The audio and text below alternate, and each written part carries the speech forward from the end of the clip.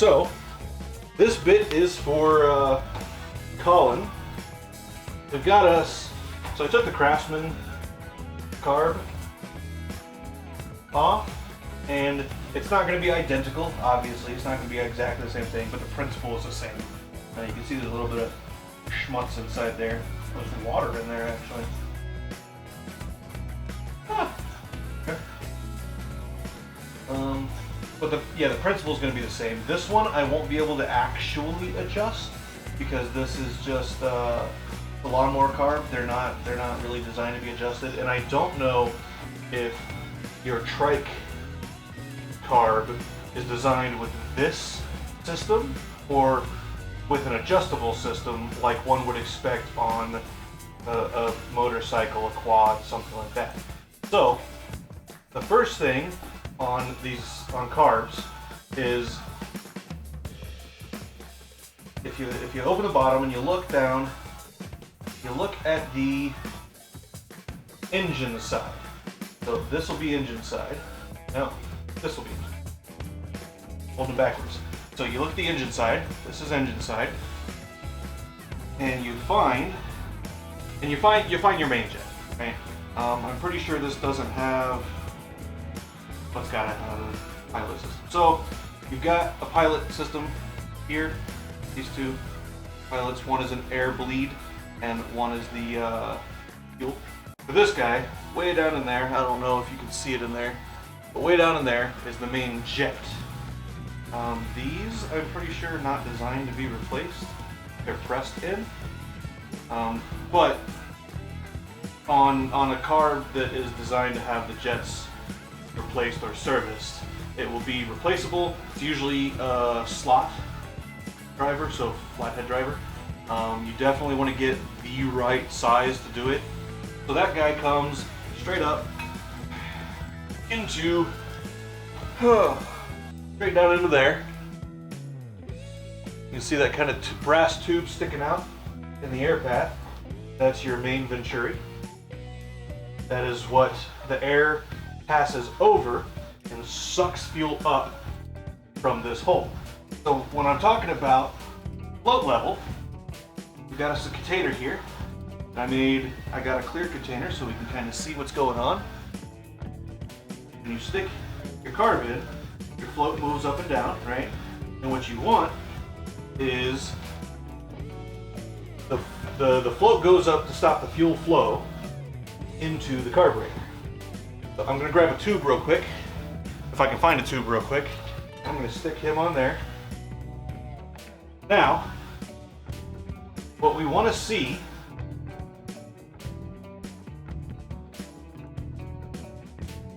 is we wanna see, I'm gonna blow into this. Right, we can see the bubbles. So we wanna see the bubbles stop before the fuel hits the seal level, which I don't know if we can see in this camera. So,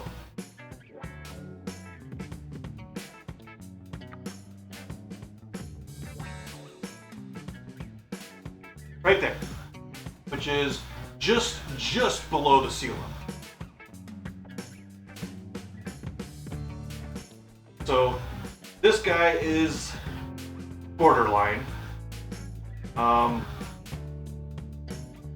If the float is set incorrectly, two conditions can occur. One is carburetor overfill, which means you will get fuel coming out of your main jet, or possibly even leaking at the seal of the full body. Pick this guy up. So you could get fuel coming into the air tract because you're overfilling the bowl, which I have seen a number of times. It's not unusual, it's not uncommon entirely. Or you get the float too low, which means your fuel, so on this guy it's very unlikely. You can see the main jet pickup body comes way down into the bowl. Like, that is nearly the bottom of the bowl. The Oh, that's your main, never mind, that's your main jet. The bolt's the main jet, I forgot. So these fuel holes allow a specific flow rate of fuel through them. On this design of carb, on your bike carbs, it's going to be a removable jet. So on a lawnmower, you can, if you go like one size over, or if you mess with the exhaust system and you're getting more flow, you'll want to go up a size. Generally, that just means getting a welding tip cleaner and kind of filing the main jet out just the tiniest little bit, add more fuel to the system, and that's sufficient. For the bike carb, it was looking pretty rough. For the bike carb, it's going to be just a replaceable jet. It's probably going to be the standard Japanese style of jet, which is I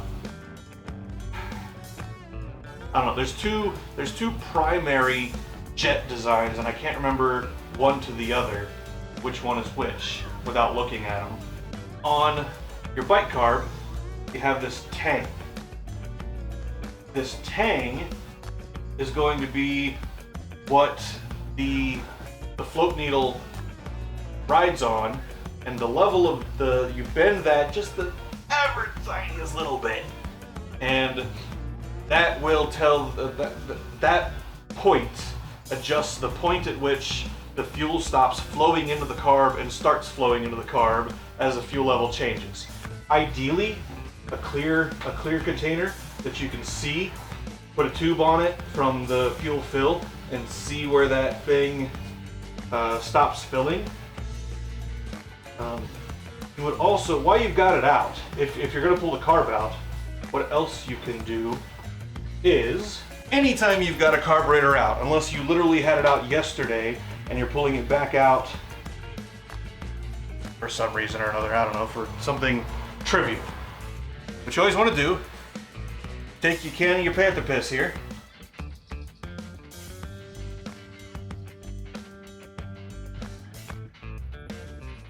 and run it through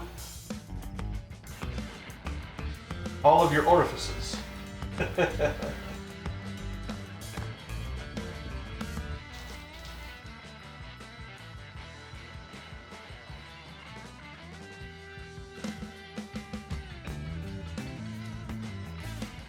There we go. And make sure it shoots out, not the exact same rate because it's going to be a restriction, but make sure it shoots out at about the same pressure. There you go. As the can is outputting. There's no need to just crank it and blast it. You just, boop, little tiny bit. But that way you can make sure all of your orifices are flowing correctly and moving fuel and air the way that they're supposed to. That is a critical one, I say, for carburetors. Before we put it back on, we're going to check our main jet, which is going to be decidedly sillier. Bam! Goes in one hole, comes out the other. Kind of like Taco Bell. And that's really all there is to it. You're just making sure the stuff flows correctly and that your fuel level is not overflowing out of the carb and is in the carb high enough that your fuel circuits can pick it up and put it into the air. Circuits. Or circuit.